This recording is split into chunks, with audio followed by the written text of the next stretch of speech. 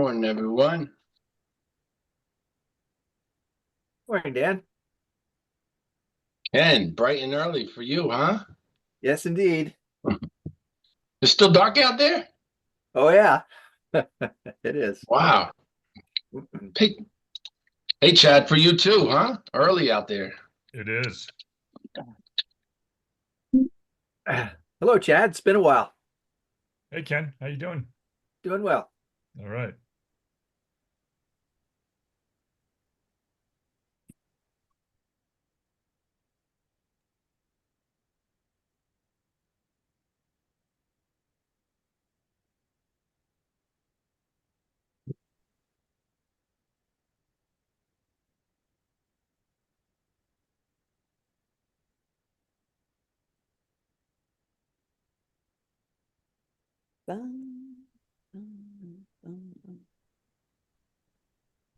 Give it a few more minutes. There's always the late stragglers.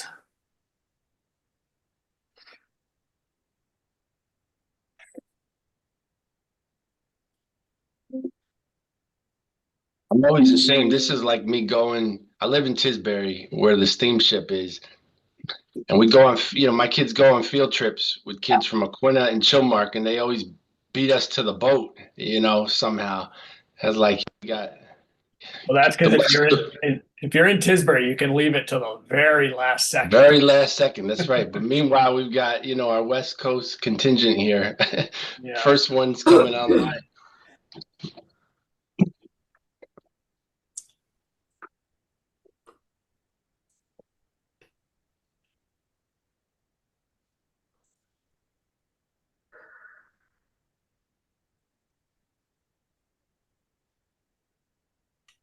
All right. Well, I think we got fair enough numbers to start now, and people will join as they join. This is the Climate Action Task Force meeting for Friday, February 7th, 2025. We're going to talk a little bit about fire risk mitigation on the island from, sort of fires in forests, fires in near structures, in the urban wildfire interface areas. And I think this has become an important topic. Basically, I think the public is looking at what's happened in Maui and now what's happened in California and sort of looking at the island and saying, well, what's our risk? We do know that increased drought is something that we will see in our future, as well as inconsistent precipitation and increased heat. And so there is an increasing fire risk to the island, but I think we have to put it in perspective to our region and not just see, well, look what happened in California, that could happen here, but realize what are the risks that we face and how can we best mitigate those risks, and maybe just check our assumptions on what fire risks we have on the island in regard to our forest systems as well. So we have two guests that are going to do a presentation, and then we'll open it up to, sort of a ad hoc question and answer forum. We have Dr. Chad Hanson, who's the principal ecologist at the John Muir Project out in the West Coast. And we also have Chief Dave Celino, who's the fire warden for DCR here in Massachusetts. So I think two really well informed and respected speakers are going to sort of give us their perspective on fire risk. And then we can open it up to a broader conversation amongst ourselves. So I think, Chad, you were going to maybe go first. And I don't know if you have screen sharing or a presentation that you want to make. Each presenter will have maybe 10 to 15 minutes, depending on how long they take, and then we can open it up to discussion. Chad, you can give maybe an introduction of who you are to begin, but it is your time, so why don't you take it on? All right. Hey, everybody. Would you prefer that I just make some introductory remarks and then we just mostly do Q&A, or I have a presentation I can do briefly. Is there a preference from the group? I think if you have a presentation that's 10 minutes, 10, 15 minutes and a Sure. brief introduction, I think that'd be great. I don't think everybody has familiarity with your work, so I think it would be helpful. No problem. All right. Well, I'm Dr. Chad Hanson. I'm a forest and fire ecologist in the Sierra Nevada mountains of California. And I'm going to share my screen here. Sec.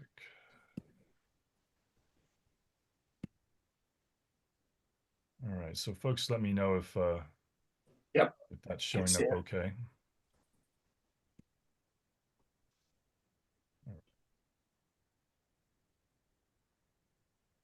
Okay, so there are two distinctly different paradigms that are competing with regard to protecting communities from wildfires. And the dominant one, the one that gets almost all the money and almost all the attention, and it's a holdover from the 20th century, is what we call from the wildlands in.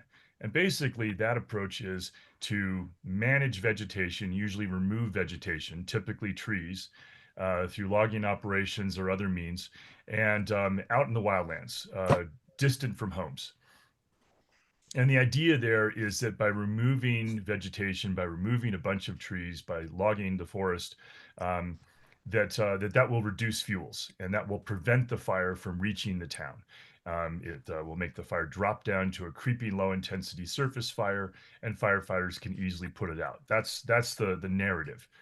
The opposite approach is what we call from the home out, and basically, or from the community out. And basically that's focusing on creating fire safe communities. That's where the money and the resources and the attention goes. And that approach is home hardening, defensible space pruning within 100 feet of homes, and evacuation planning and preparedness.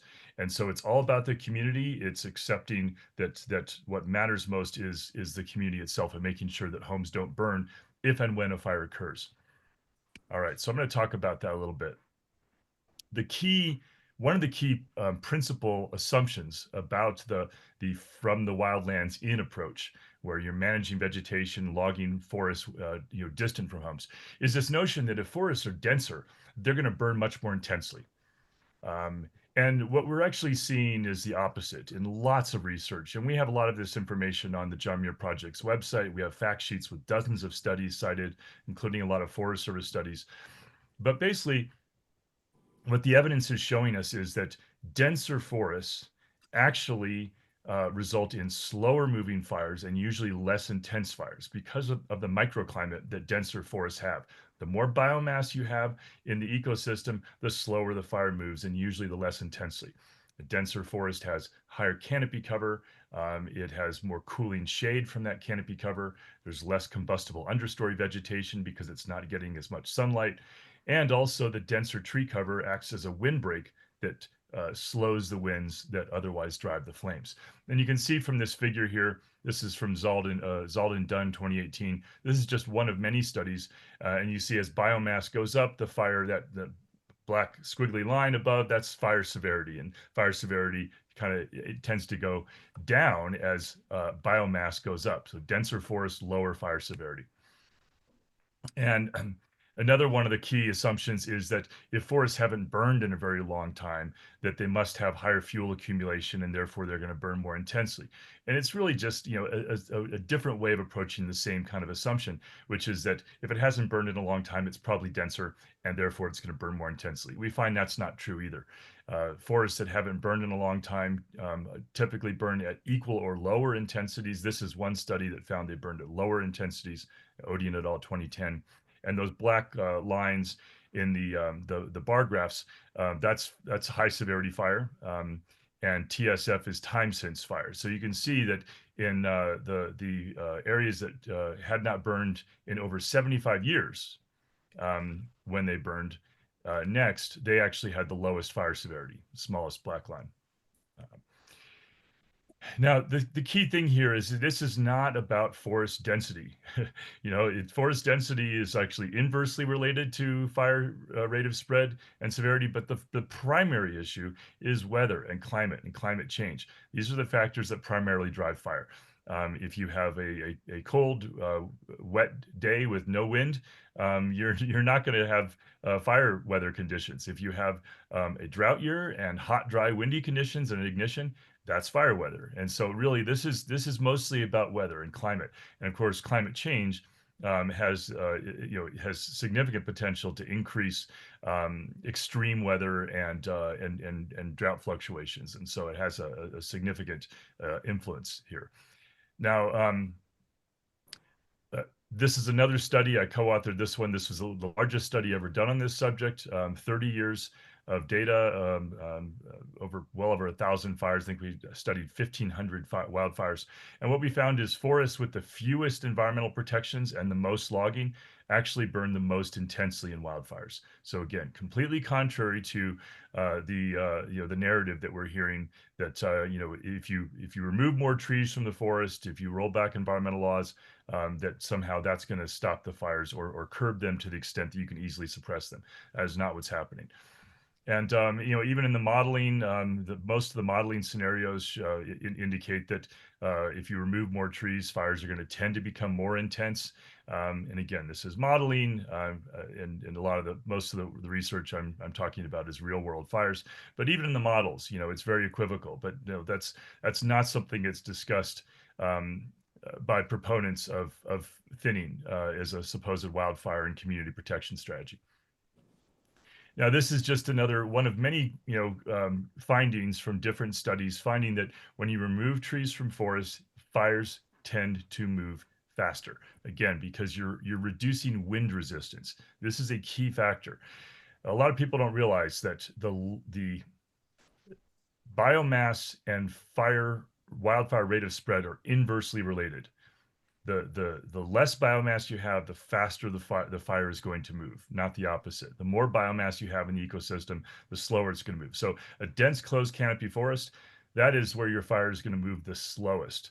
And that means it will reach the community more slowly.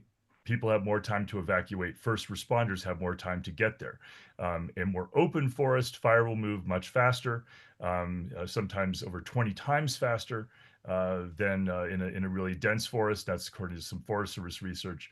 And then, of course, in a woodland, even faster. A savanna, faster still.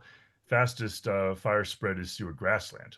So the more you open up the system, the more you reduce tree cover and the more you get grass cover, because that grows faster and responds to more sunlight. So I've done research on this and lots of different studies, and I'm finding the same thing, that where logging has occurred, thinning, other forms of logging under the guise of fuel reduction to protect communities, fires tend to burn more intensely. In the densest forest, typically this is what you see: low intensity surface fire. Dense forests can burn intensely too, of course, if the weather is right, but it's not because they're dense, it's because that's what the weather dictated at that moment in that location. More low intensity and very dense forest, et cetera. And this is common. So, and this is, by the way, an area that was heavily thinned to, supposedly prevent high intensity fire. Lots of areas like this. This is really, really common too. And so, and of course, areas that are thin don't always burn at high intensity. They can burn at low intensity and moderate intensity too, and they often do if that's what the weather dictates at that moment. But if the weather is hot, dry, and windy, guess what? It's going to burn at high intensity, and thinning is not going to prevent that. It may actually exacerbate the situation. Again, very, very open forest. This was heavily thinned, burned at high intensity. Lots of areas like this. So the point is, there's a lot of evidence contradicting the dominant narrative. And the problem is that when people think that thinning out in the forests is going to prevent the fire from getting to the town, it gives communities a false sense of security. And people aren't doing the home hardening, the evacuation assistance and planning, the defensible space pruning, and money is not being allocated by local, state, federal entities to help communities become fire safe.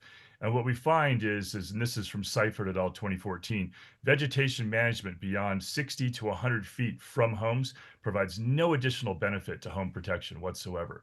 And it's all about the home itself and its immediate surroundings, and then of course evacuation planning and assistance. So with the time we have, I'll stop there, and then happy to answer questions after the next presenter. Great, thank you, Chad. So the next we'll hear from David Celino, who's the Chief Fire Warden for DCR. Hi, David. Hey, how you doing? Good morning, everybody. I am going to share my screen and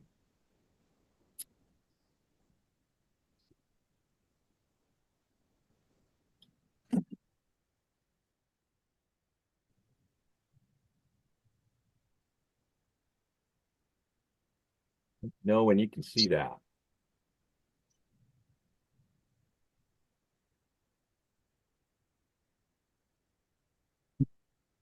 Not quite yet. There we Yeah, go. there you go. All right. All right. Stand by while I get us back to.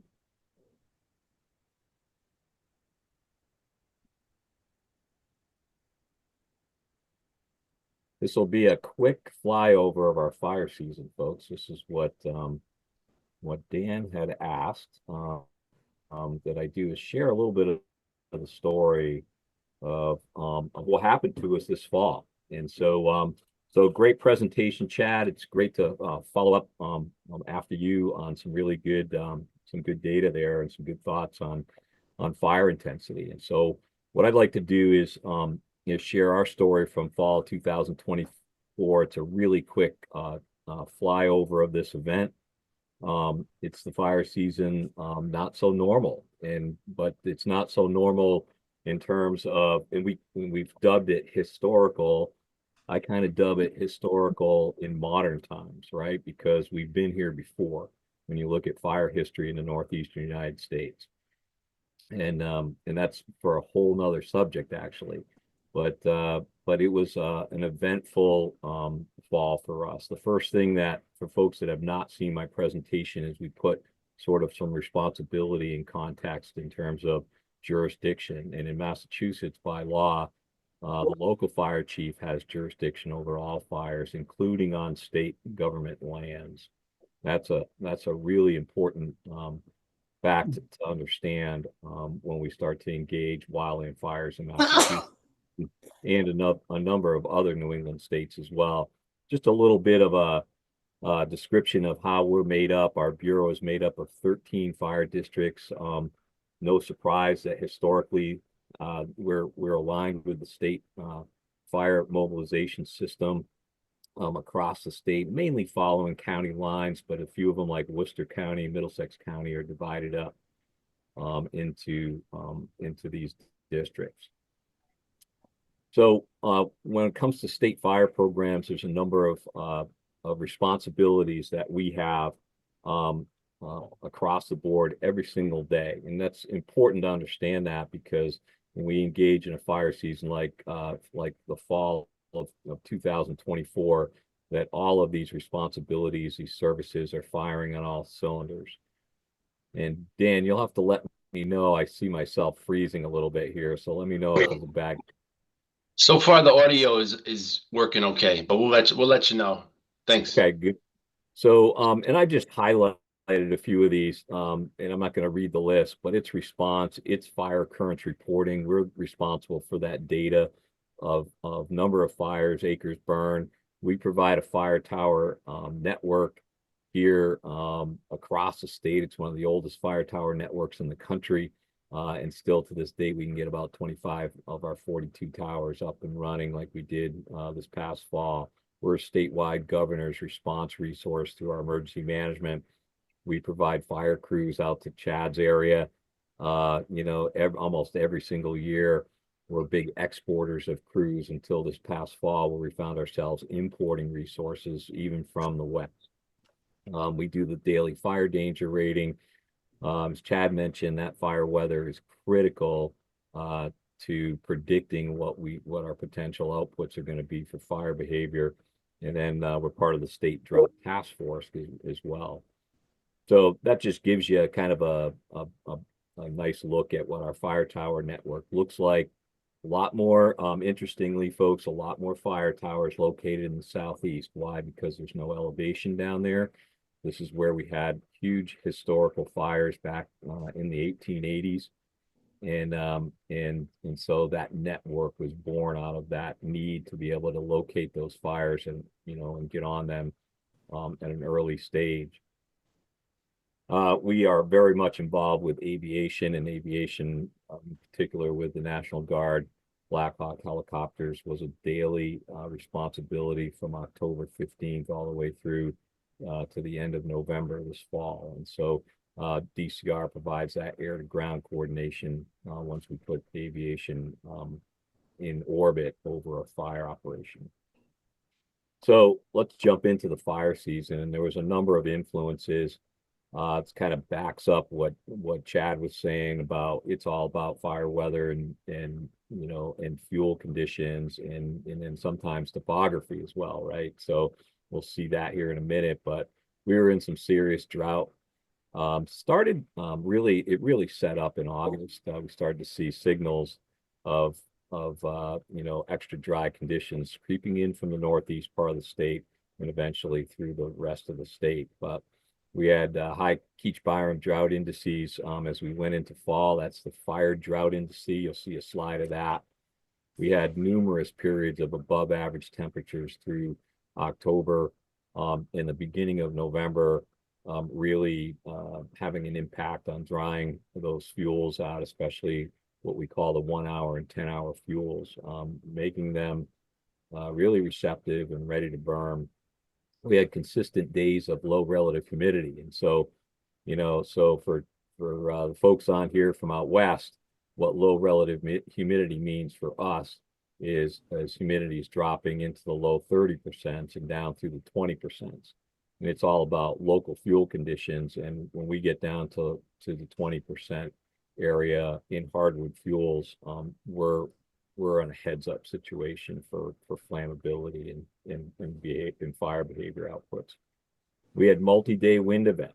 We had consistent low dew points, which accounted for us seeing a lot of nighttime burning conditions. And then all of the fuels by the end of October, all fuel categories were available to burn, including the 1,000-hour fuels, which are the 6-inch logs and bigger.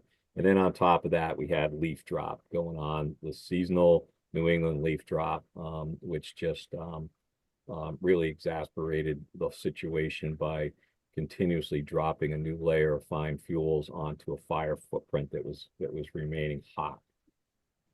So here's just sort of a quick, this was something that came out through our Region 9 folks here in the Forest Service here for the Northeast region. We track this, and so the key is to look at the dates on the maps. Actually, as early as July 23rd, we started to see abnormally dry conditions. By October 15th, we're already seeing drought set in the Northeast, and by October 22nd, all the way down that eastern seaboard to the southern Norfolk County line, and then starting to set up in the central part of the state. And then if you look by October 29, we're seeing severe drought conditions down that seaboard, moderate drought across most of the interior part of the state. And then actually by November 10th, after November 5th, we started to see extreme drought, a little bit of red coming across that central part of the state. And this kind of shows the departure of precipitation that we were looking at from mid-September all the way through to mid-December. And we had started to pick up rain. So the season-ending event for us, remember, folks, was Thanksgiving Day, when we had pretty substantial rain in most areas of the state, followed up 4 days later by kind of the dagger into the fire season, which was another rain event. And so, but still, on December 16th, we were as much as 9 to 10 inches in a precipitation deficit. So I talked about Keach-Byram drought index, and this is one of those environmental factors that Chad was talking about that's going to influence our fire behavior. And so we monitor this. It's one of the 7 drought scoring elements for the statewide drought scoring. And it's a fire drought index. It monitors the availability of organic ground fuels in that first 8 inches of soil layer. It gives you a little bit of a narrative there, but when you look at those numbers for October 31st and you look at 579, we're basically at 600 all the way across that northeastern quadrant. And if you look down and you look at 600 to 800, it's often associated with more severe drought, with increased wildfire occurrence, intense deep burning fires, and significant downwind spotting can be expected.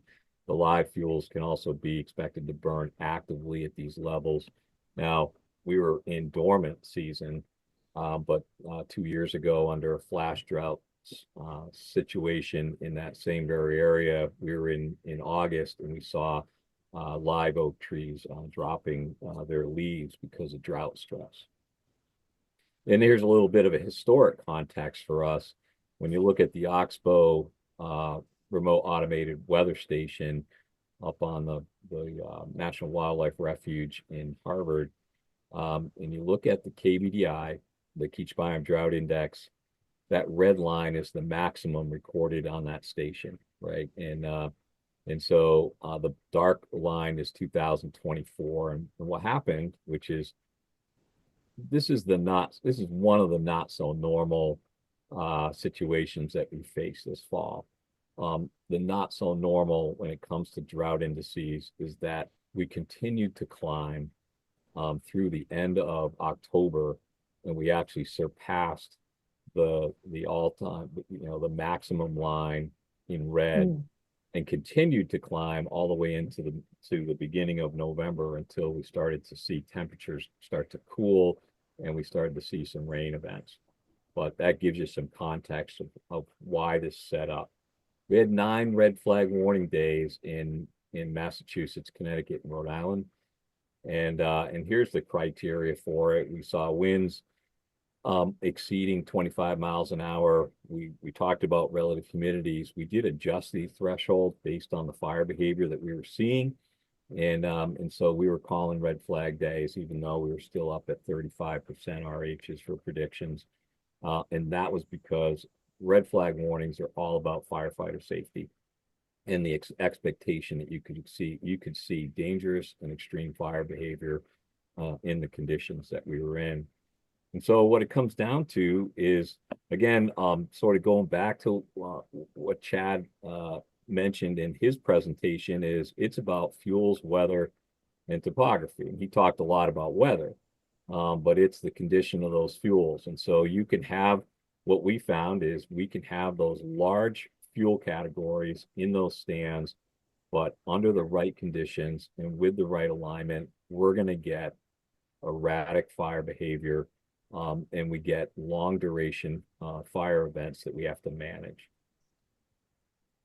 And of course, it affects firefighter safety. It affects your risk management strategy. It affects our messaging to those folks that are downwind or at risk. So here's another not so normal. This shows you the wildfire occurrence, number of fires. Hi, Frank. Number of fires on average, 2018 per month. And all I got to do is say that November sticks out like a sore thumb. On average, we're looking at, anywhere from 15 to 20 fires in October and November, and we got 461, which was just pretty crazy. And then this is our fire occurrence when we look back to 2007.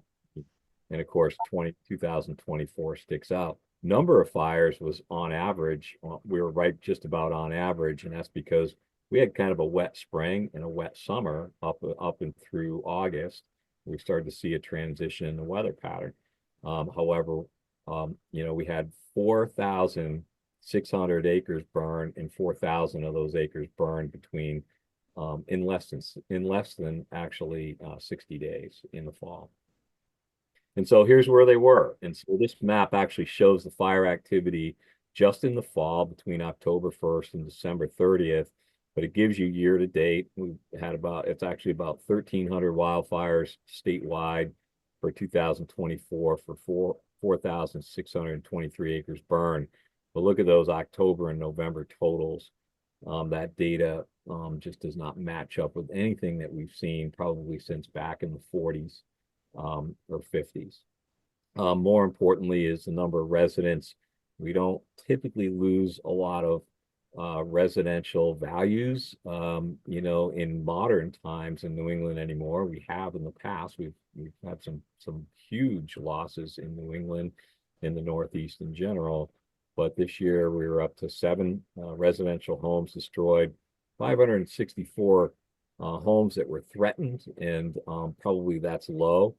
And then other structures destroyed, outbuildings of 40. That's probably low. We depend on reporting coming in from the towns on these kinds of data sets. And then other structures threatened, outbuildings threatened 153. And you can see I've broken this down into 3 size categories. Those large dots are fires that are over 100 acres. And we had 8 of those. The largest one out there in Great Barrington, which closed out at 1,675 acres. And then because of the audience today, I decided yesterday to just kind of throw up a snapshot of the Cape and the Islands. This is our fire district 1. And so, and it breaks it down between the 3 counties. And the largest fire was, I think, 2 acres out of the whole district. Why is that? Because the Southeast actually was able to catch some of that precipitation. The drought indices actually continued to tail off a little bit in October because of those systems that were coming up the coast, and we were missing the rain interior, but the Cape and the Islands were catching the rain and kind of keeping us out of those concerning fire indices that we were seeing interior. And then just closing out here with a few slides. Combined Massachusetts, Connecticut, and Maine. This was the data that our Region 9 Forest Service office could tap into. And you can see that October, November event sticking out like a sore thumb, region-wide for those three states, a 1,500% increase in fire occurrence in November, across these 3 states. And actually, Maine was only in the southern part of the state, so a lot of that was in Massachusetts and Connecticut.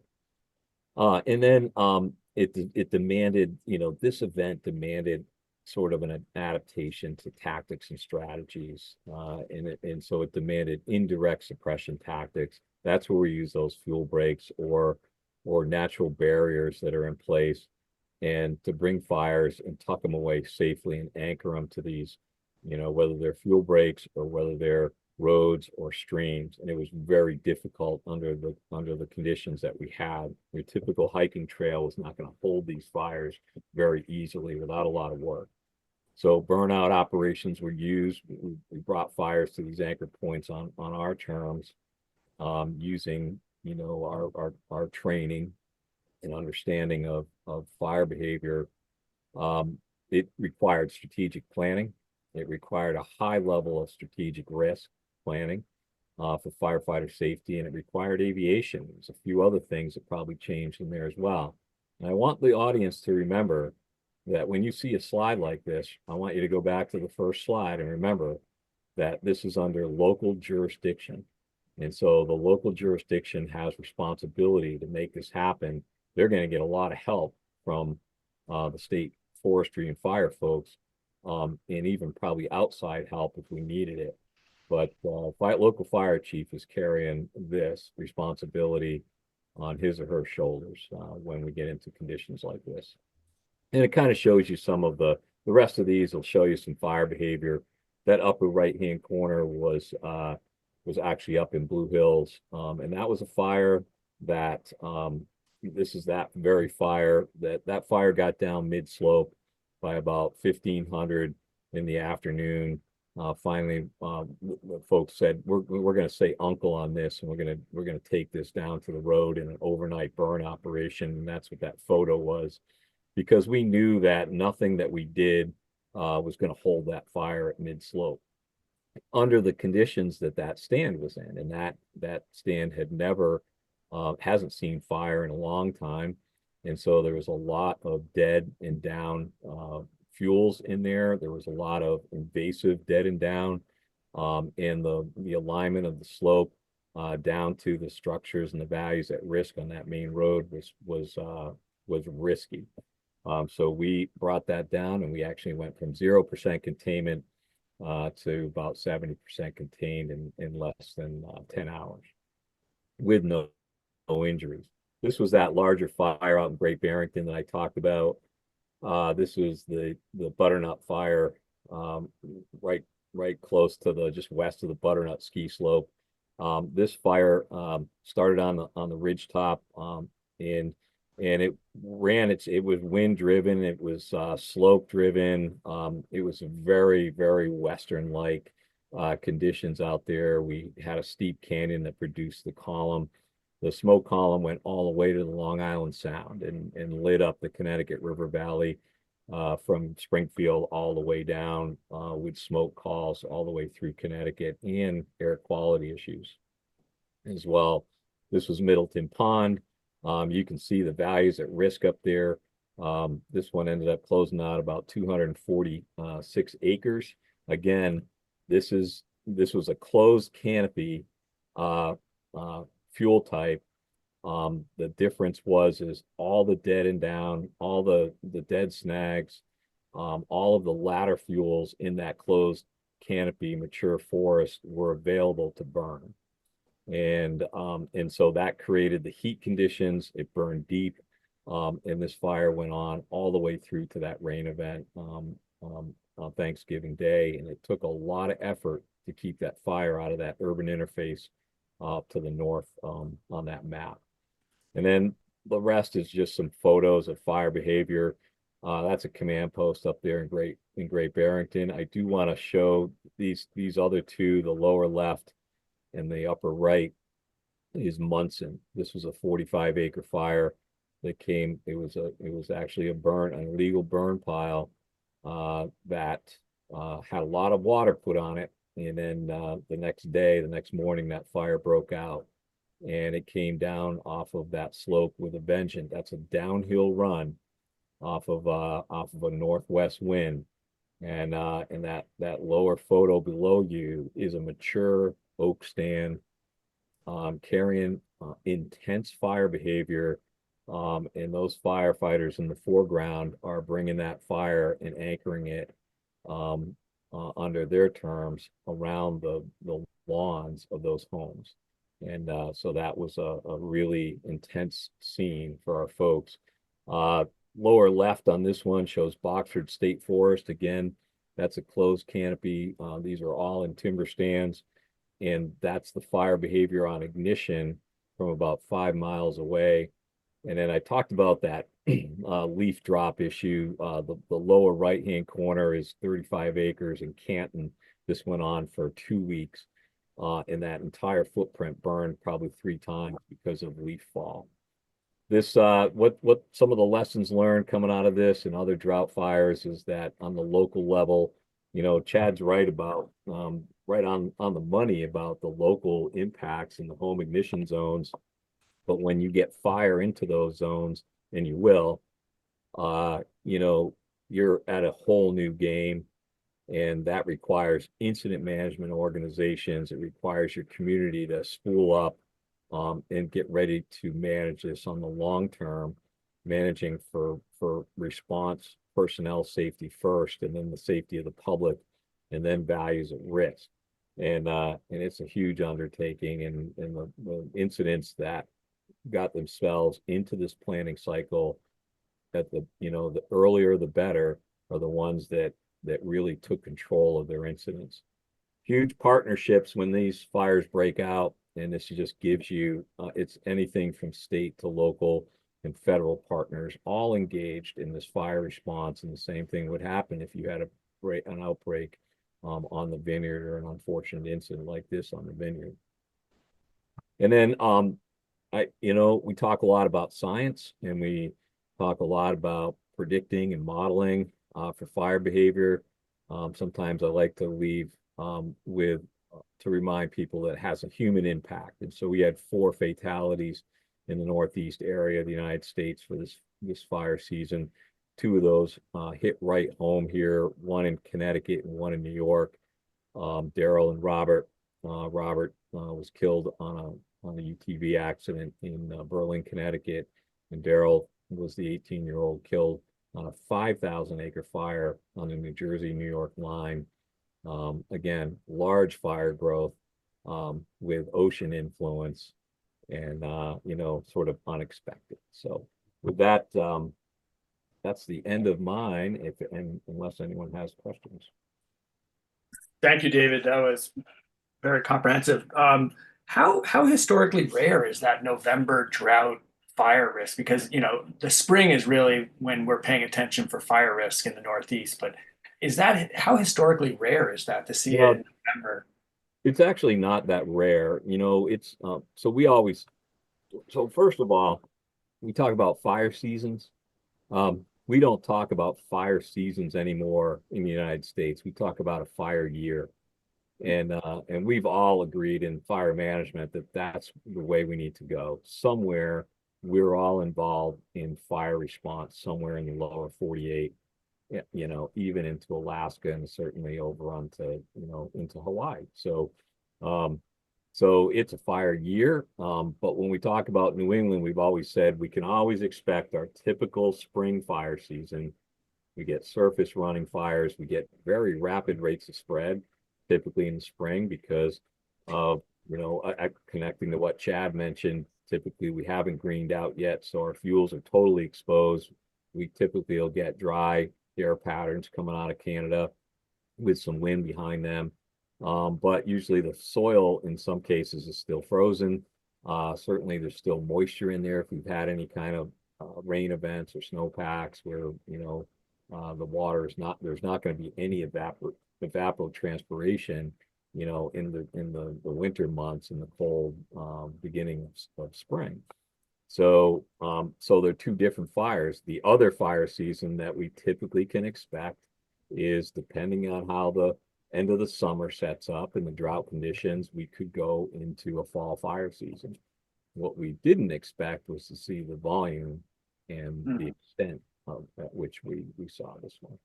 Yeah. Maybe another question for either David or Chad on this one is, we're seeing two emerging issues on the island. One is a beetle that's attacking the pitch pine trees, so they're dying off, and a nematode attacking our beech trees, and they're dying off.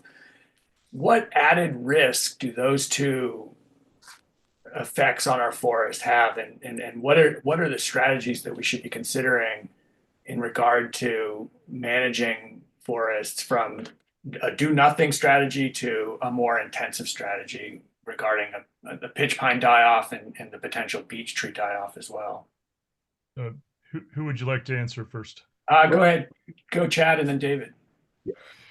Yeah, so this is an interesting thing because intuitively it seems obvious that if you have standing dead trees or down logs, it's going to significantly increase fire intensity.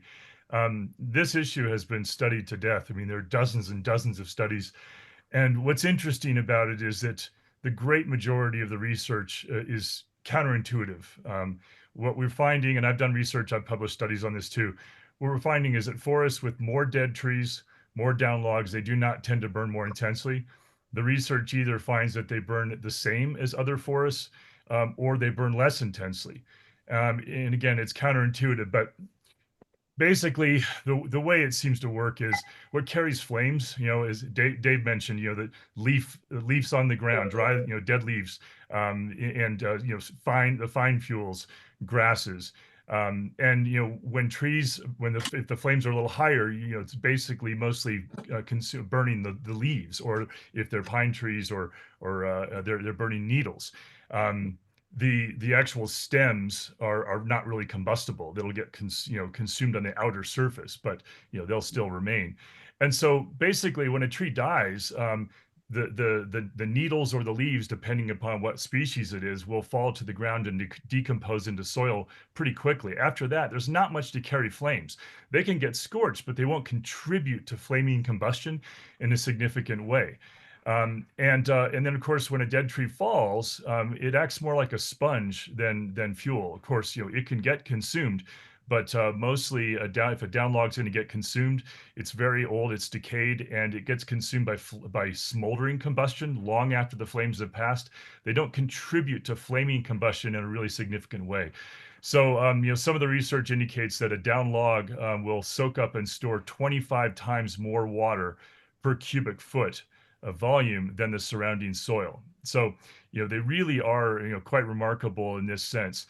They're not the thing that drives flaming combustion and drives fire speed, which is the thing that is relevant mostly to community safety. So I would not recommend that be a focus of the strategy.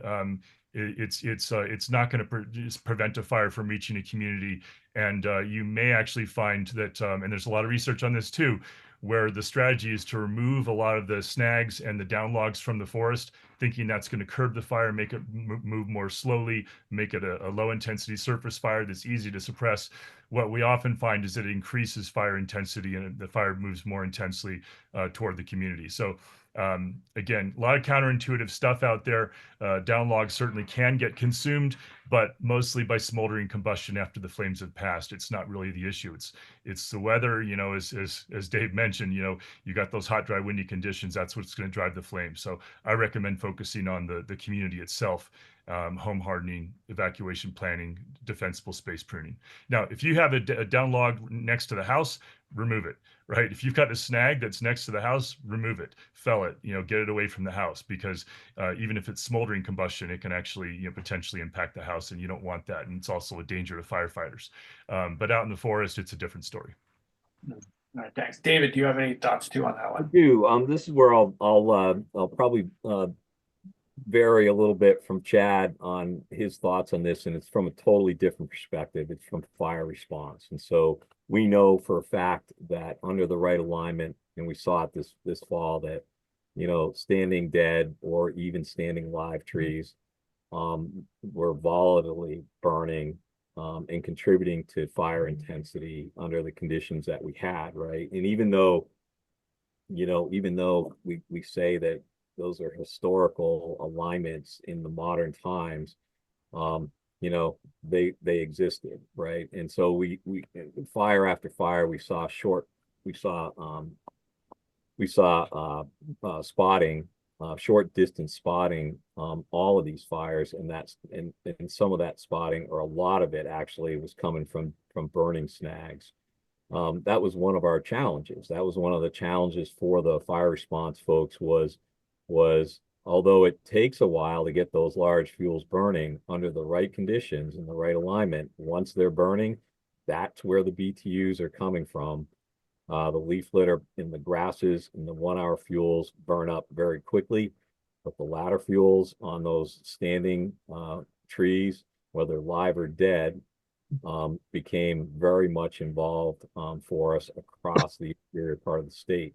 In our experience with prescribed burning down on the island or in Miles Standish in the Pine Barrens itself is that it's not that difficult for us to get a transition from surface fuels into the canopy. And once that happens, it becomes very explosive. In most cases, grant you, it's group torching and doesn't travel linearly across the landscape unless we get a wind behind it, but it does produce spot fires. And so it's more, I'm just going to sort of vary from what Chad said and bring more of a response and a risk management angle into this. And so, when you're coming up against values at risk, it's, by the way, it's embers that actually burn homes. It's very few times that we see homes taken over by direct flame impingement. A lot of times it's ember impingement on those values at risk. And so that was one of the things we faced. We saw that, and we see that out west, and we saw that this fall in some of those fires that came up against those values at risk there. And so where are those coming from? Well, those are coming from well outside of that 100-foot kind of a home ignition zone. Totally all on board with you, Chad, on the management and messaging, and we're all over that. We have jurisdiction over what we can do on the Corella State Forest. We've often said, when it comes to areas like Dodgers Hole, where we've done a lot of work at reducing fuel loading up there in that corner, we can only do what we can do with that risk inside the state forest boundary. And we've often said we can't make anyone manage their fuel type around their homes. But that's, that would have a significant impact on survivability and hardening those homes. Yeah, and if I can just follow up briefly, I agree completely with Dave about the embers. That is the key factor.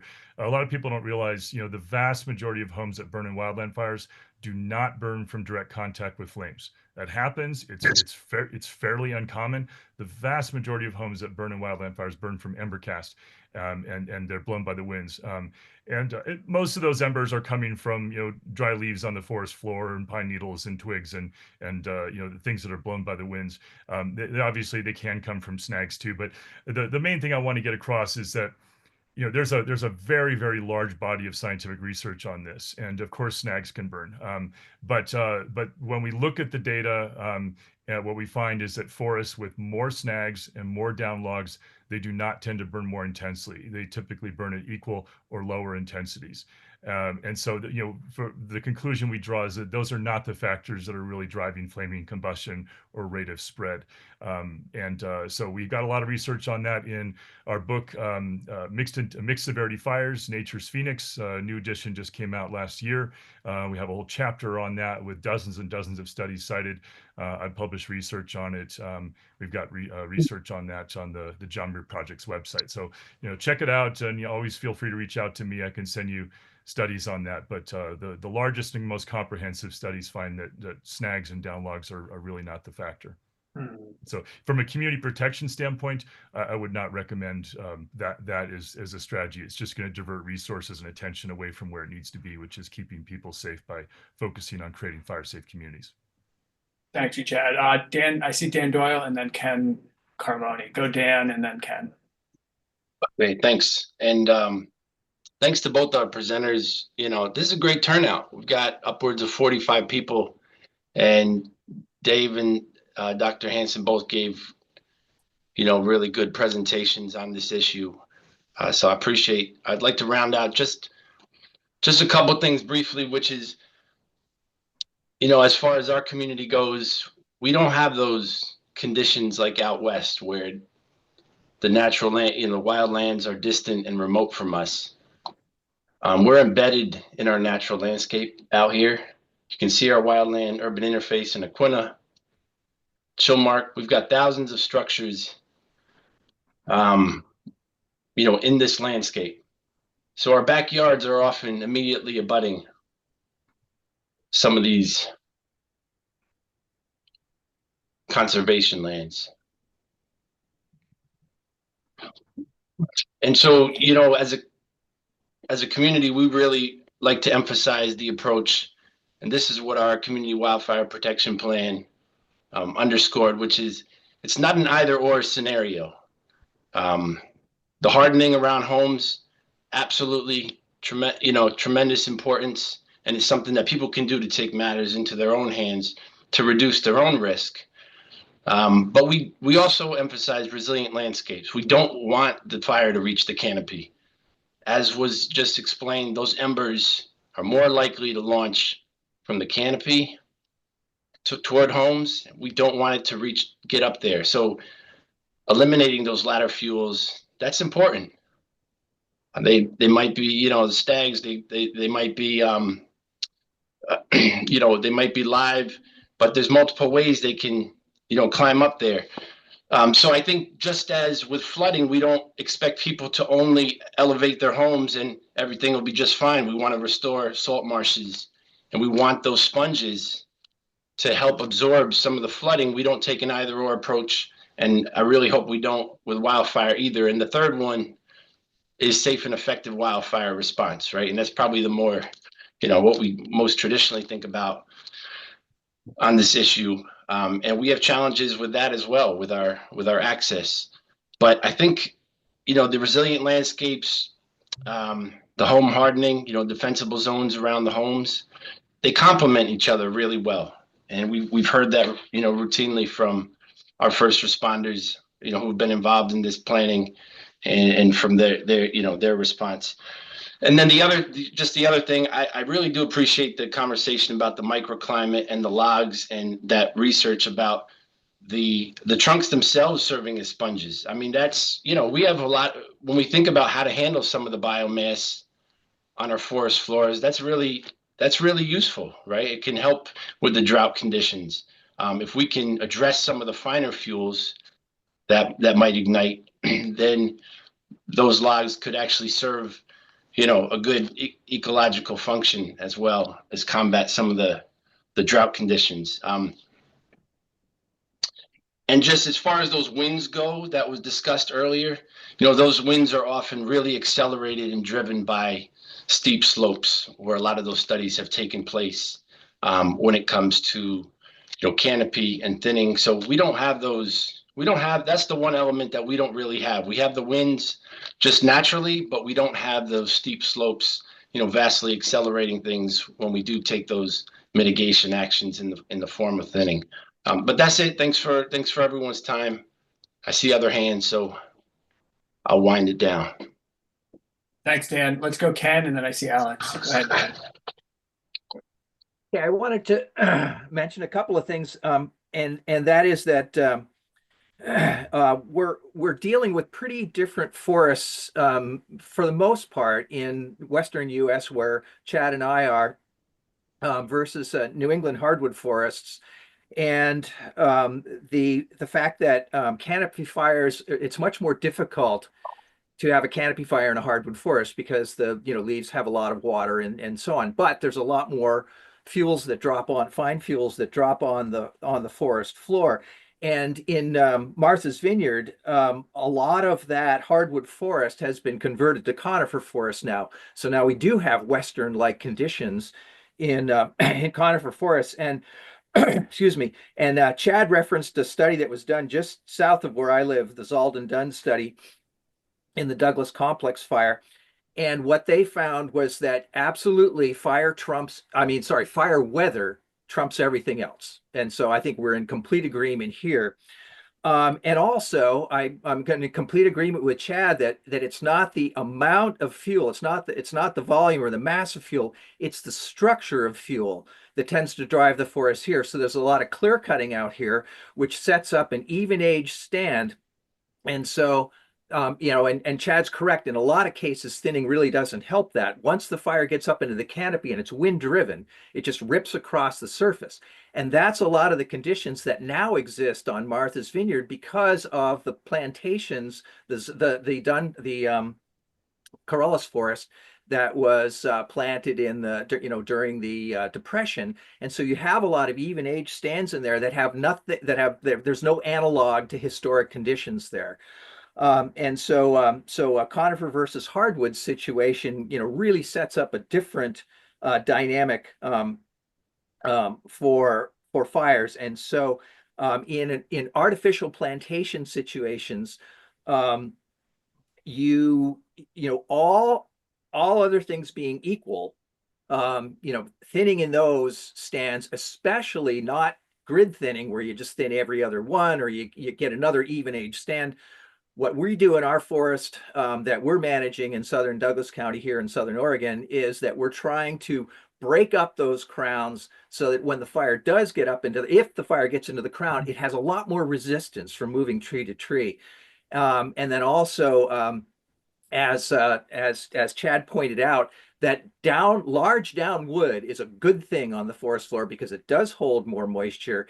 It's not going to burn unless there are the fine fuels associated with it. And so one of the best things you can do to make a forest more resistant is to deal with the fine fuels, especially after a restoration project. If you are doing thinning, you've got a lot of slash down on the ground. If you can take the fine fuels down, the large fuels are ecological resources for lots of critters out there. They store water, mycorrhizal associations and all that. So I would just point out that forest structure and the types of trees, the species of trees in the canopy, because conifers will burn green and wet, whereas hardwoods have a lot more resistance to fire in the crown. Thank you, Ken. Chad, I think you wanted to respond. Yeah. I just wanted to mention, that there's nothing more important at this point than making sure that homes don't burn and that people are safe in fires. That has to be the priority. And I can't stress this enough that again, some of the images that were shown in Martha's Vineyard, the vast majority of the area is beyond 60 or 100 feet from homes. The research shows that it's about the home itself and what happens within 60 or 100 feet from homes. Beyond 160 or 100 feet, vegetation management, vegetation removal, it provides no additional benefit to home protection. So I just want to mention this. This is key, that some of the pictures that I showed you of high intensity of crown fires, those areas had no ladder fuels. They had wide spacing of the trees.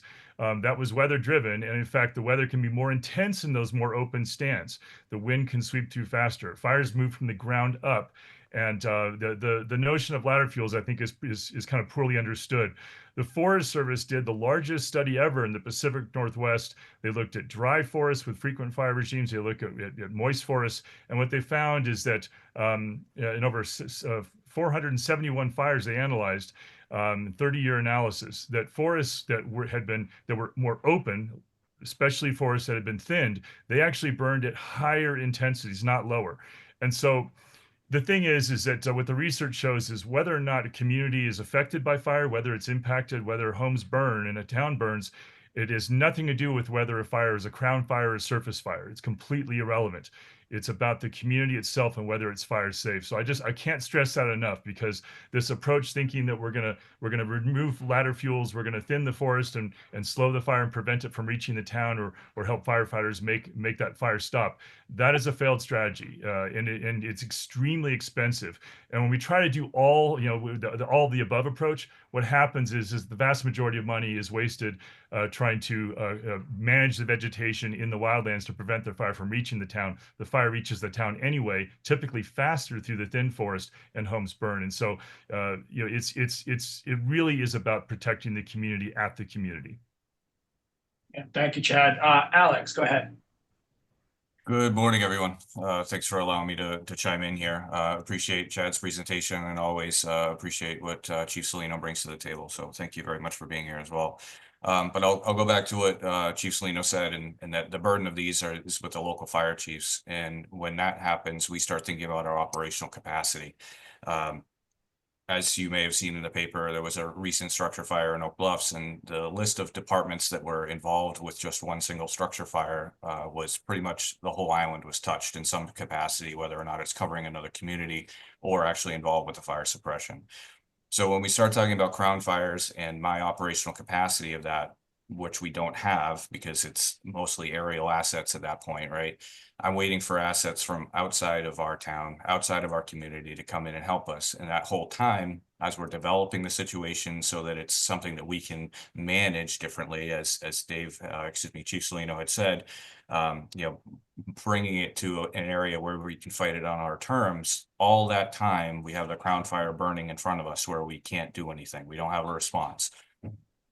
Those embers are paratrooping their way into the 1,600 homes that are adjacent properties and things.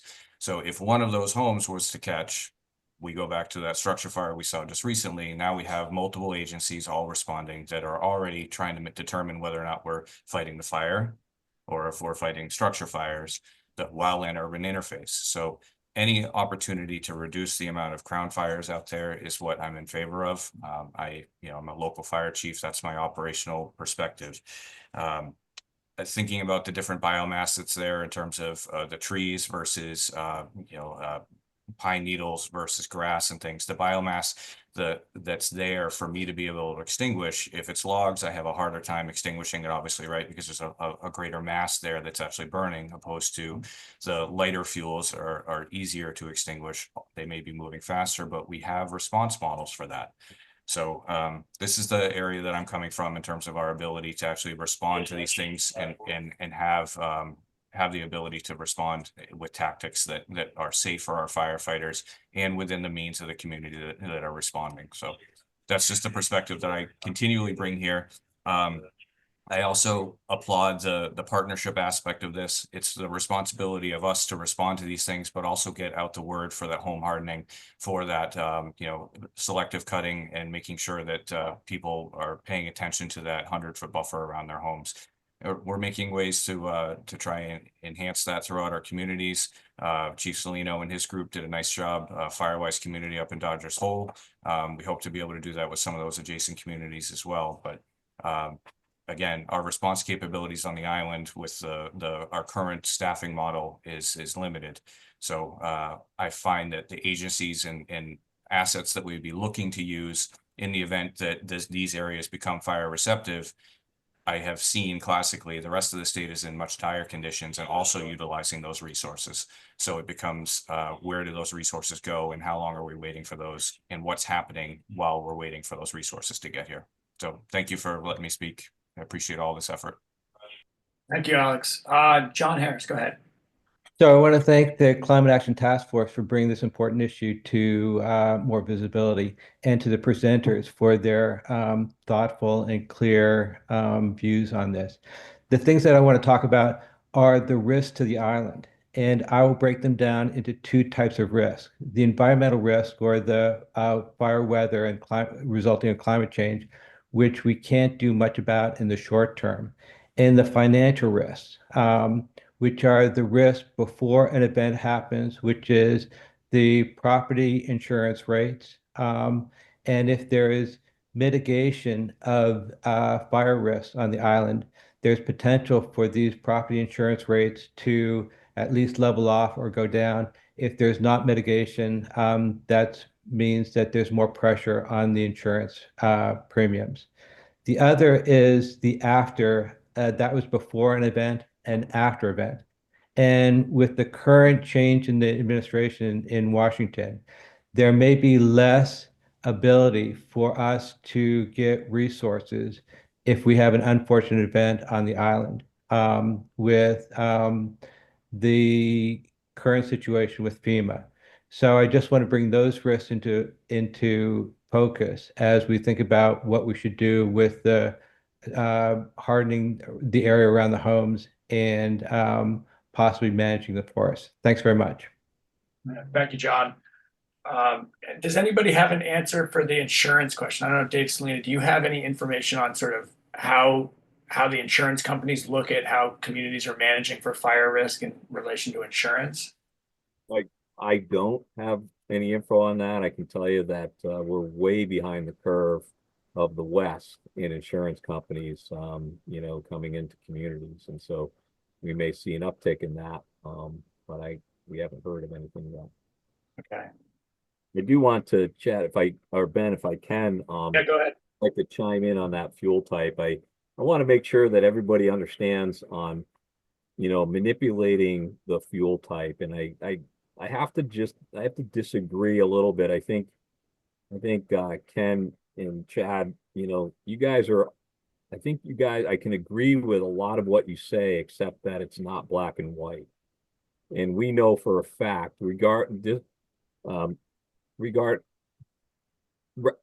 disregard any of the studies that were done out there, and I'm sure that there's going to be some research here in Massachusetts that'll show the same.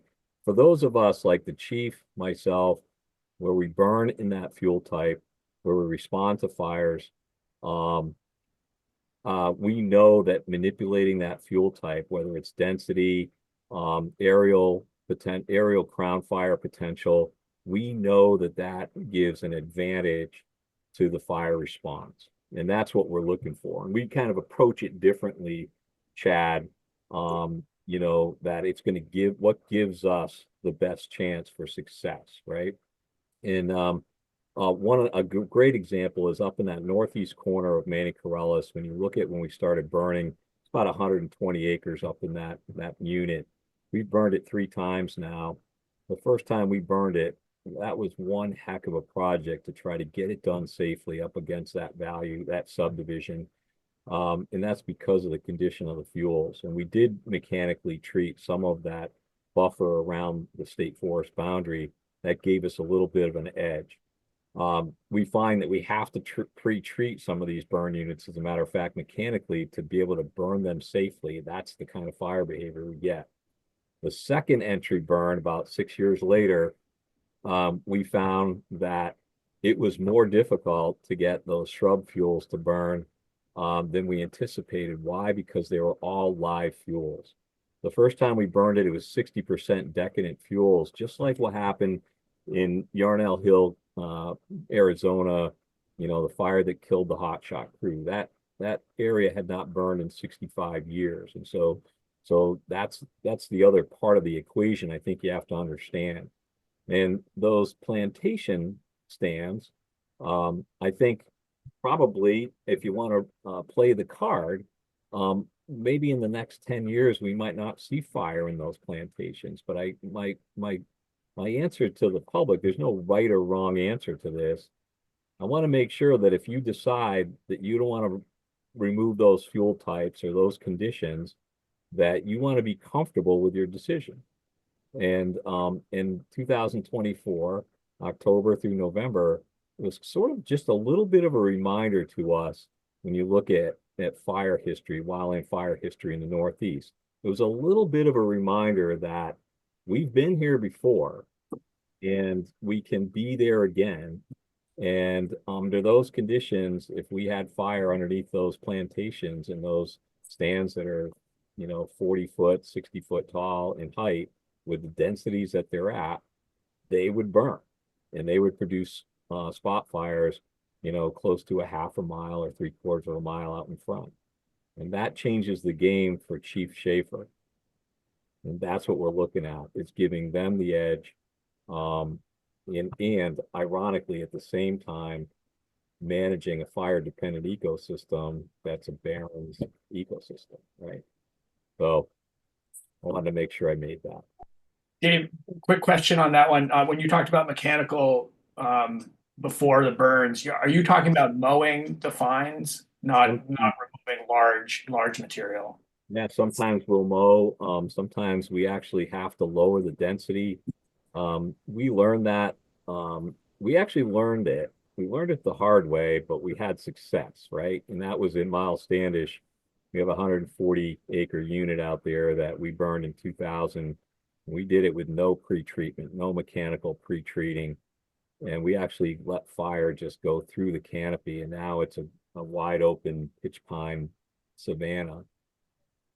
And however, after that, it was a lesson learned that we just can't risk our firefighter safety on a burn crew on a planned event like that again. So we typically will pre-treat by doing those thinnings, kind of mechanically reducing that stand density and the stocking levels so that we can safely reintroduce fire to that landscape. Thank you, David. Chad, go ahead. Thanks. Yeah, there's two issues here that are distinct. Burning can and will influence subsequent fire behavior for a certain period of time. Leaves will reaccumulate, of course, and grasses, if they're present, will reaccumulate fairly quickly. But that's really what it's about. Burning will do that, and it can influence fire behavior. It's not the same thing as thinning.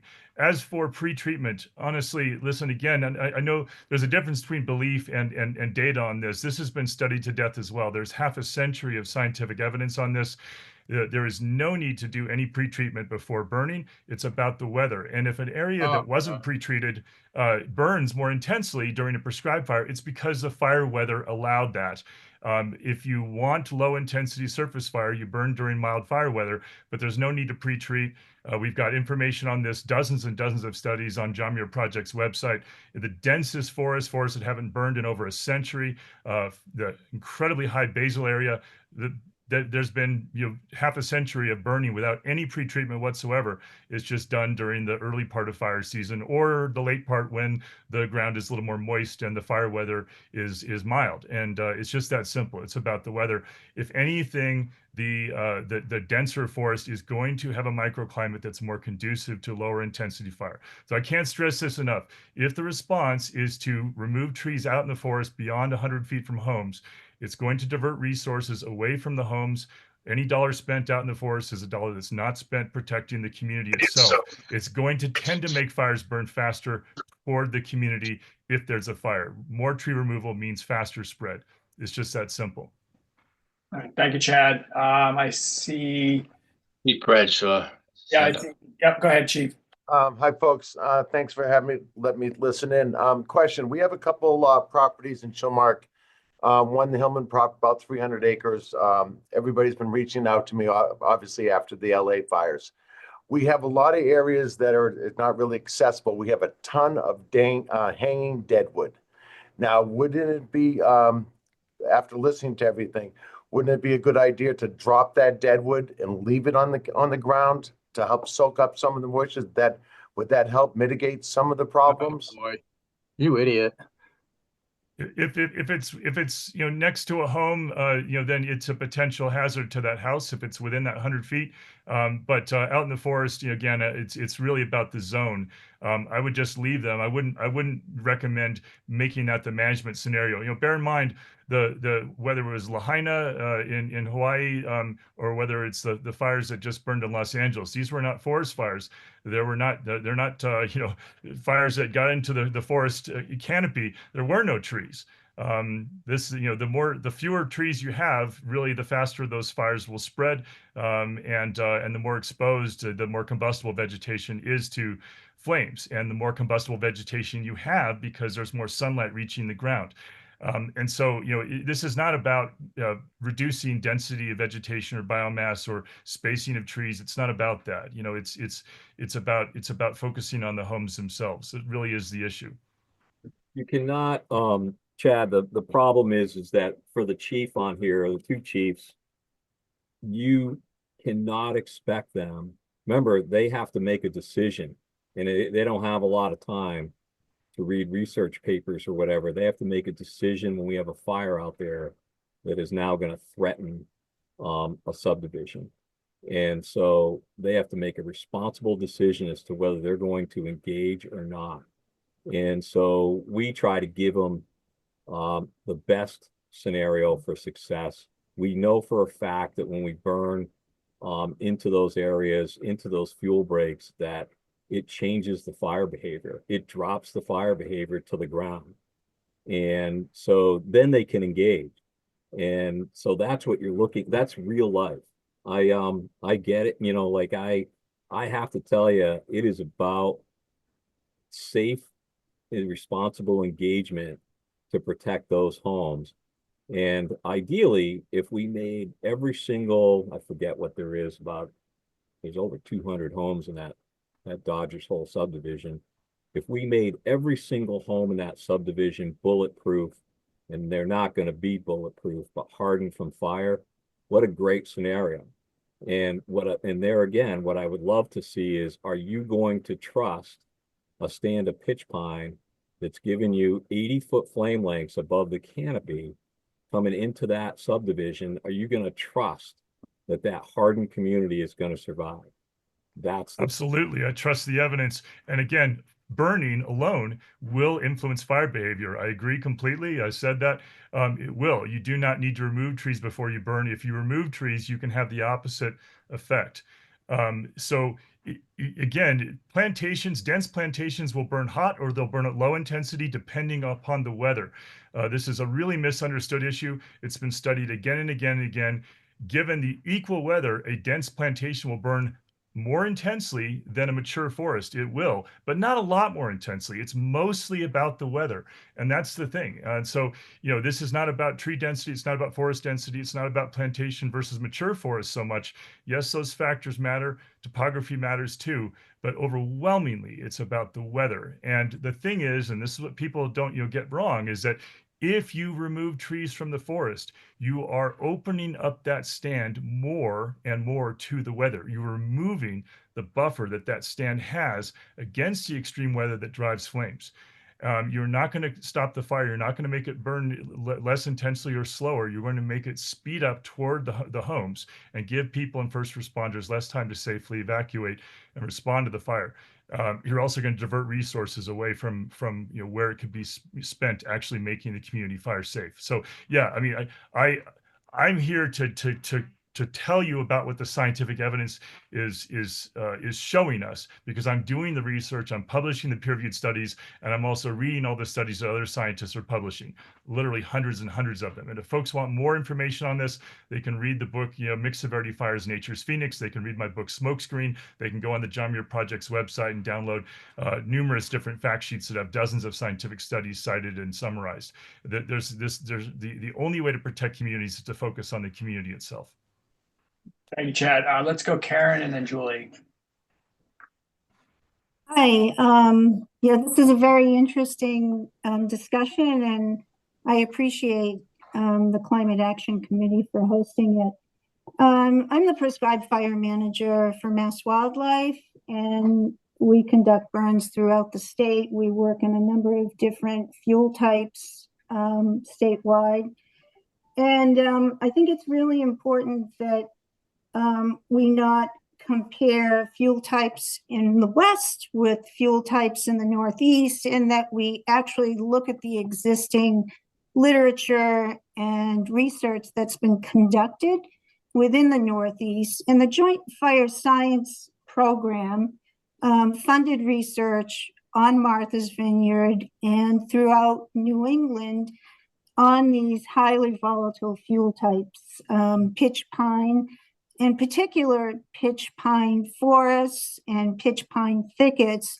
And there was a study done by Matthew Duvenick, and in that study, Matthew did a great job. He compared pitch pine barrens in the Connecticut River Valley and those on Martha's Vineyard. He actually did some work on Martha's Vineyard, and he found that reducing the canopy bulk density did actually allow us to have lower flame lengths and control fire within those systems. And Chad, I can share that study with you. You may have seen it, but I think it's important to remember that, and through that study, he actually did work that showed that by reducing that canopy bulk density, it actually reduced the ability for fire spread and spotting within communities. And we know that fire and pitch pine can actually, we can get spotting a half a mile to a mile through the models, and we know we've seen it in wildfire events. So I just want to share that information and acknowledge that we have so many different fuel types here and lots of fuels that are up against the wildland urban interface. So Thanks, they both Karen. need work. Yeah, Karen, a question, and maybe anybody can answer this one, is, with the right weather conditions, that spotting can occur from fuels that are on the ground, mid tree, all the way up through the canopy. How much more severe is the spotting in regard to those different types of fuel sources, given the same It's different. It's different. Spotting from ground fuels does not carry as far as spotting from shrub structural fuels, and then spotting from crown fuels travels very long distances, and it's a huge problem for firefighters and fire control. All right, thanks, Karen. Chad, why don't you respond, and then we'll go to Julie. Yeah, I would just say be very careful of modeling studies. These are not studies conducted in actual wildfire situations. Modeling studies are based upon theoretical models that have been consistently shown to be inaccurate by empirical data. So I'd be really, really careful of that. And again, bear in mind, the fires in Los Angeles were not crown fires. These were surface fires going through shrub and grass vegetation. The spotting occurred 3 miles away. Okay, so this is not about a crown fire versus surface fire situation. And again, just be really careful of studies that are based on theoretical fire models. Thank you, Chad. Go ahead, Julie. Yeah, I'm the land bank's ecologist here on Martha's Vineyard, and I'm just curious what a lot of our forests are pretty even aged. What results would benefit fire if they were more if there were selective cutting to make them more multi-aged on a not such a drastic scale. So instead of clear cutting or savannaing something, but going in and creating that multi-aged for 50-year, 100-year projection, not just for right now. Would that have some? I would say, and then, sorry, folks, I have to sign off. I have to go on another call in just about 3 or 4 minutes here. But just briefly, it's not about, it's really not fundamentally about the structure of the forest. The structure of the forest can matter, usually in the opposite way that we think. But removing trees is simply going to change the microclimate. It's going to make the fire tend to move faster because you're removing wind resistance. So it's really not the answer. You know, it's expensive. It's not going to help. And it tends to make, again, this situation is played. We know how this story ends. This situation is played out again and again and again. By managing the wildlands, people tend to think, well, you know, the fire's not going to reach us. You know, we've made the forest more resilient, and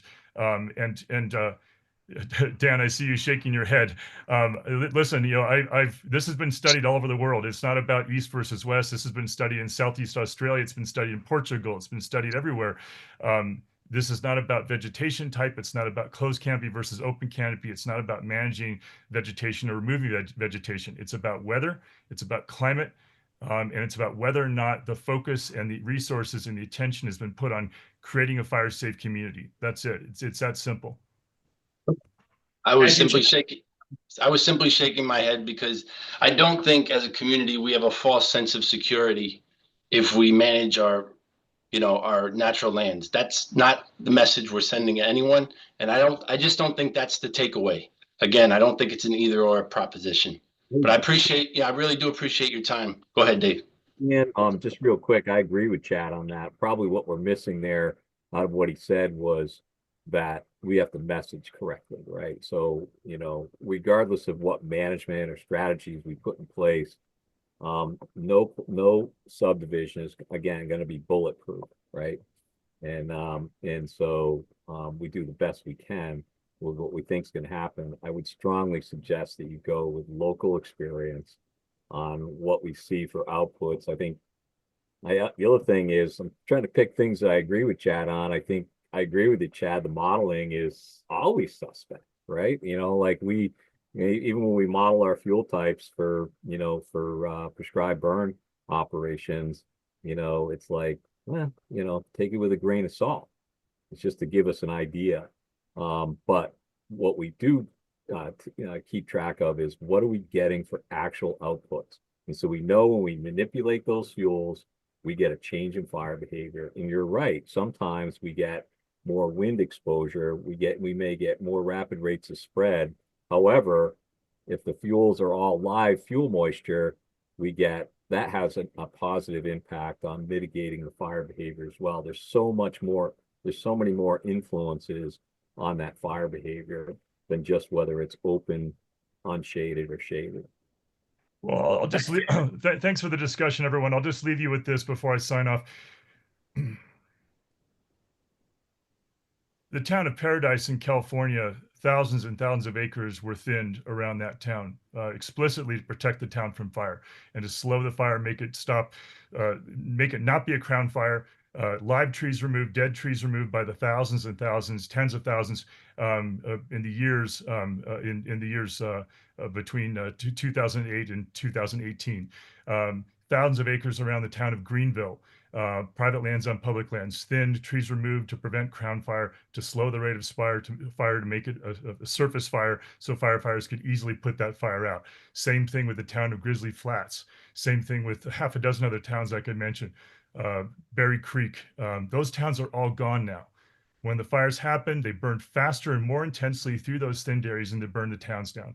So I can't stress this enough. This is a failed strategy. There's one thing that works. It's proven again and again by the science. There's really no debate about how you protect homes in communities and keep people safe. So it's something that I can convey the scientific evidence to you. I can interpret it for you. I can provide it for you. But obviously it's up to you to decide what you want to do in your community. But all I can tell you is that this is not something that's unique to the West. It's something that's been established globally. These are physical properties. It's not about forest type or vegetation type. But thanks everyone for the discussion, and feel free to reach out if you want to follow up with me on anything. Yeah, thank you very much, Chad, for joining us and giving us your time. David, what are the things that the state now can provide homeowners, right? When you're talking about Firewise communities and what we can do around our homes, there are some state programs that homeowners can find to help them decide what to do in their own backyards. What are those?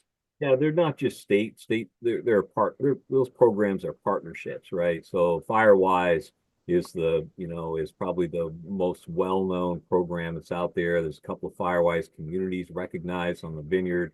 That's a collaborative effort between the National Fire Protection Association, the U.S. Forest Service, and the state foresters. And we think that we do a pretty good job of working with the Firewise program. Josh Nigro, the district fire warden's on here, and he's in Alex Below, program fire prevention program coordinator in our shop.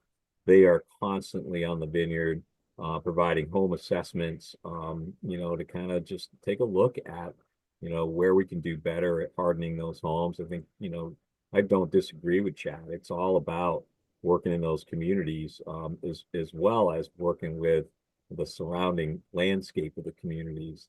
So Firewise is one of them. The National Volunteer Fire Council has a new program out. And those are all, you can find those linked either on FEMA or Forest Service or give us a call. Yeah, and I think we can put those on the MVC website as well and circulate those, because I think the messaging is really important. And I think going to John's question about the insurance, when you get that insurance premium increase and they say it's fire risk, and you can go to your insurance company and say, look, this is what we've been doing, you might be benefited that way. Well, Ben, I have to jump off too. I'm actually going to go on reading about fire risk forecasting, whole new system. And so, hey, it was great to be on here. I really appreciate the task force inviting me on to share our story. Unless Stephen has a question for me, he had raised, but really appreciate it. Yeah, go ahead, Stephen, and then David, if you have to jump off, great. Thank you for coming. Your expertise is really helpful in us understanding this. Thank you. My question, David, it's not really for you. I don't think it's for you.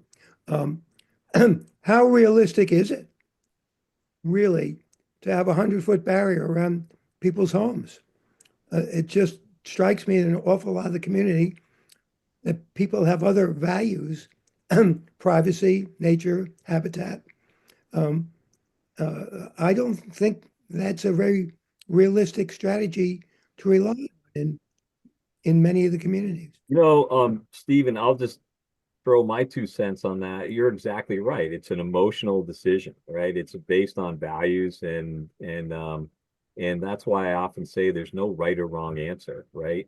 What we can do is we can provide data, and we can provide facts. And in our case, we're going to provide facts based on our own experience with fire behavior locally, and how those fuels react. The chief just popped on. He's going to provide a response based on what his responsibility is when that homeowner dials 911 saying, I have what appears to be a bad situation and a fire coming at my house, and the brush line or the tree line is like 15 feet from my home.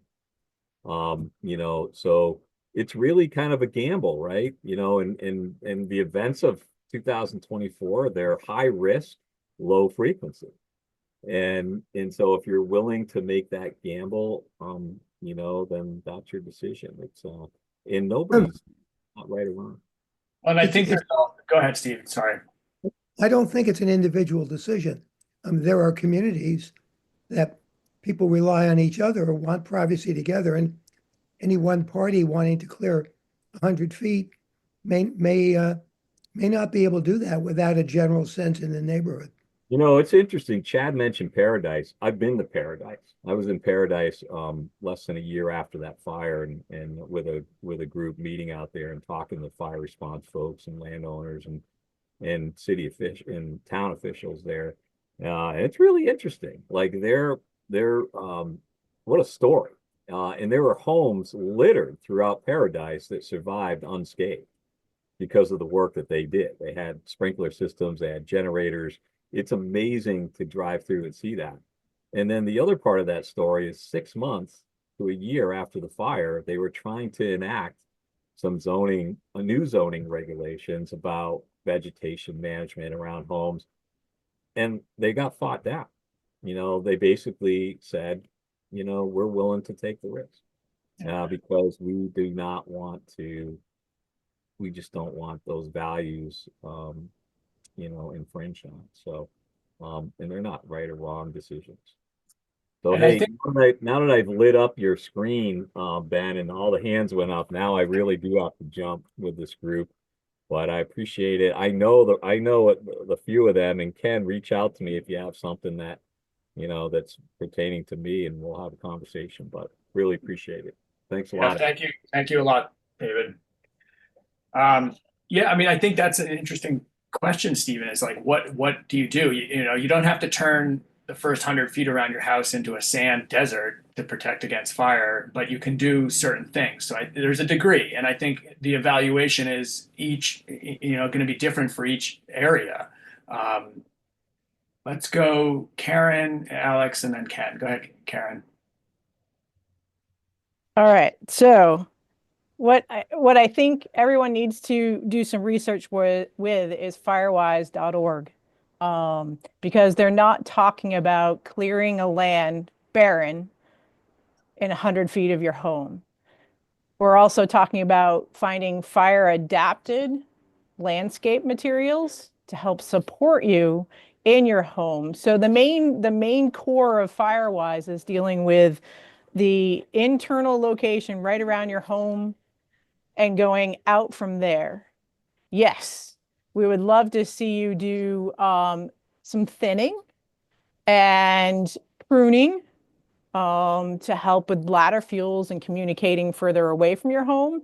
But again, it's the ember wash, and it's right against your home. It's the bark mulch or the leaf litter that you've left build up from years to years to years. And this is what we brought to Dodgers Hole with home Firewise assessments, is helping gauge that for you and help work with the community. So the island is really becoming very fire adapted because they are using those programs to help build communications. I know several other smaller communities in Oak Bluffs was also attempting to work on those same mitigation strategies. So it's a broad view. It's not, say, go out and clear cut 100 feet from your home because we need to get rid of those fuels because there's fire potential. It's really just becoming more fire adapted. Thank you. By the way, I used to be on Martha's Vineyard. I was one of the fire patrolmen out at the state forest.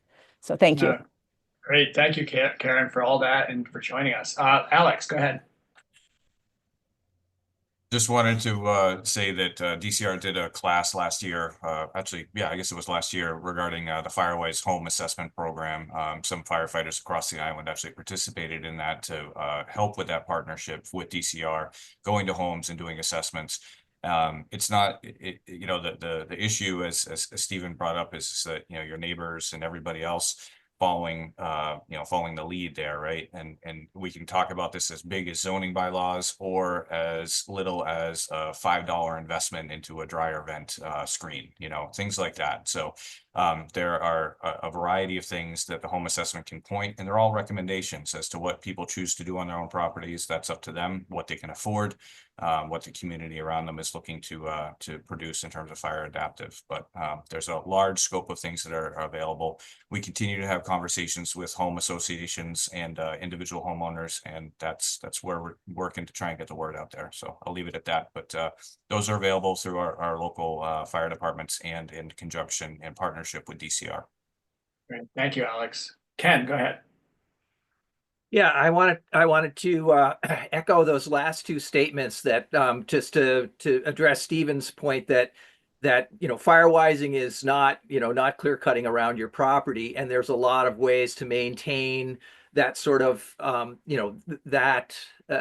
beauty, the wildlife, the comfort that you get from vegetation around your home. But the other thing is that, and where I depart from Chad a bit here, is that Chad, when he was showing dense forests, he was showing old growth forests, and those are forests full of fuel, more fuel than any other forest on the planet. But those fuels are cool, they're moist, and the fire doesn't spread through those stands as well, except in these extreme weather events, which we're getting more of. I would never suggest going into primary forests to try and manipulate them. However, there is almost no primary forest left on Martha's Vineyard, right? You have conifer forests that have never been on those landscapes, that are even aged, that are going to carry those fires through the crown. So it's not an either or situation where I'm concerned. I totally agree with Chad. You start from the house and you move out, right? You start from the WUI and you move out. And that's where your dollars should be spent, for sure. But I disagree with the fact that you can't get into these artificial, unnatural forests that were created during the Depression. That we shouldn't be out there trying to reconfigure those forests. The Zalden Dunn study that he referenced right in the beginning clearly shows that plantations are, even aged forests are by far the biggest danger out there. Yes, weather trumps everything. It doesn't matter, what structure you have, what species you have, but after that, it's forest structure. And so breaking up those stands, opening up those canopies, and getting back to more of a native New England type of forest with lots more broadleaves and lots more moisture in the fuels, I think is really going to help. So it's not an either or situation. It's a both and situation, in my opinion. Thank you, Ken. Any other thoughts or comments on this subject? Yes, Tristan, I see your hand. Go ahead. Yeah, there's another factor. It's probably off the wall as usual, but over the years, because I spend almost every day in the woods, not a scientist at all. There are other things that occur that, when you talk about hardwoods, for example, we had a black oak disease a number of years ago. We lost a lot of we're losing all our beech trees. At least it appears we're going to lose all our beech trees. I remember in the 90s, when the dog park established the dog park in Tisbury, we went through, and actually where I live, there were 4 or 5 years of moth invasions that totally stressed out and caused a lot of trees to die. So that, there are just so many other unknown, factors. I'm not disagreeing with anything I heard from anybody, but that contribute to what our forests look like, what the litter looks like on the ground. The other thing I was thinking, and I guess it's a balance, I'm working with a group of people, Dan's been with us, looking at trying to encourage bylaws in each community concerning clear cut. And it's interesting, I think, listening today, I'm glad I was here because we have to balance that with what you all are talking about today. How do we integrate those two concepts into one concept? Thank you. Yeah, thank you, Tristan. Any other thoughts on this topic? Ken, thank you for joining us all the way up from there in the West Coast. It's probably breakfast time at this point. We're getting closer. The sun is out. Yeah. This is a big topic, and it's going to take time. I think the clear takeaways, and I think everybody agrees that what we can do the most good is managing around our structures. The debate around how we manage our wildlands, there's so many different aspects of that: biodiversity, forest succession, different pests and pathogens that are moving through our landscape, climate change itself stressing the different tree species that are going to survive. So I think that, for me, the big takeaway is we got to do everything we can to help protect structures, even to the looking at how are we building new structures that can be more resistant to spot fires if they spread into those areas. And then we just need to really think through how we manage our wildlands, and from the do nothing approach to intensive approaches and the range, and how do you apply that in the right way across different landscapes on the island. I don't think we know all the answers. We probably will never know answers. And so we have to take a very cautious approach when we're interfacing with the natural environment. Any other thoughts or questions, I'm going to move the agenda to our last item. But thank you everyone that isn't a normal attendee of the task force for listening in. We're trying to provide information so that we can make good decisions. This is just one conversation of many. We'll probably have some follow-ups on this in the coming months because fire has become a topic that people are looking for information and they are concerned, and we need to alleviate some concerns, and people have to understand what can they do to be proactive, to help that. So thank you everyone for joining that conversation. The next topic, summer event planning. We have some movement on this. We are developing a summer event, talking about climate change and resilience on the island. But I think to be able to move this forward, we need to sort of put it together a small group of people that can sort of carry the ball. Otherwise, we're going to just run out of time in the planning of this. So I don't know from the task force members if anybody is willing to join a group. Kathy, I see your hand. I think you would be interested. Steve, I see your hand as well. Are there others that would want to form a small group and then we can work together moving this forward? It's Norman in on this? I don't see him on the call today, and I think he wasn't able to join. Dan, did we get a note from Norman on that? I think I saw. He basically just said we will lose Chief Hoffer if we don't get back to her with a date very soon. So, the commission, we can obviously be a place where people meet, or we can provide, a virtual format for that, for a working group. I don't know what people's preference is.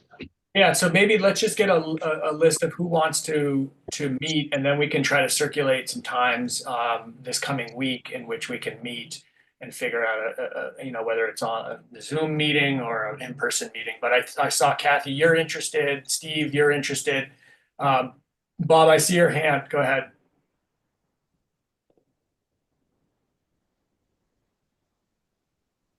Thanks, Ben. I'm interested too. Okay. All right. So we got Kathy, Steve, and Bob. Anybody else at this point? I don't think we need a huge group, and we'll obviously bring back, any big questions to the full group. Ben, do you want to put Norm's name on that? Norm is, he's on that list. Yeah. All right. Well, we'll circulate some emails and try to figure out a time next week in which the 4 or 5 of us can get together, and then we can try to establish. I think what Norm needs is a date and really a date so that we can just lock the calendar down. So that probably is our first topic to discuss in that small group is what's the right date for this.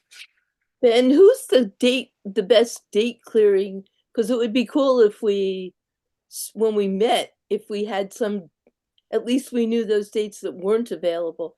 I mean, we've got competition and venue.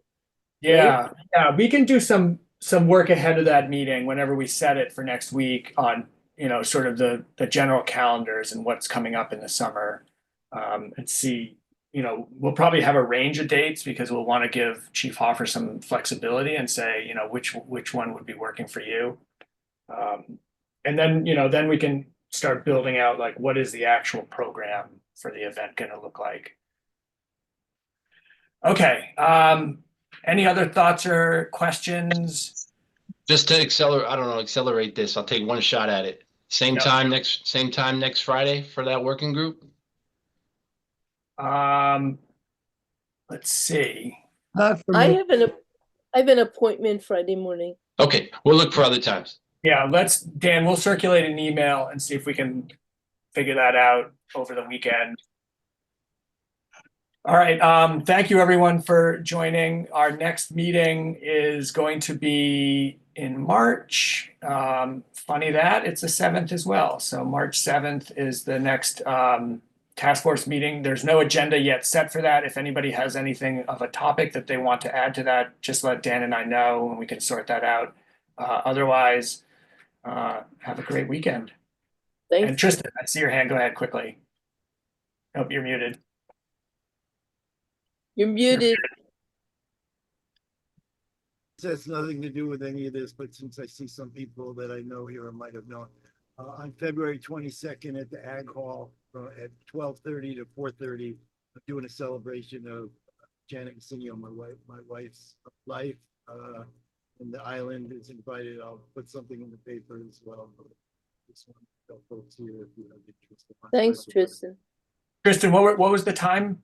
12:30 at the 12:30. Ag Hall, February 27th. All right, great. Thank you. Thanks.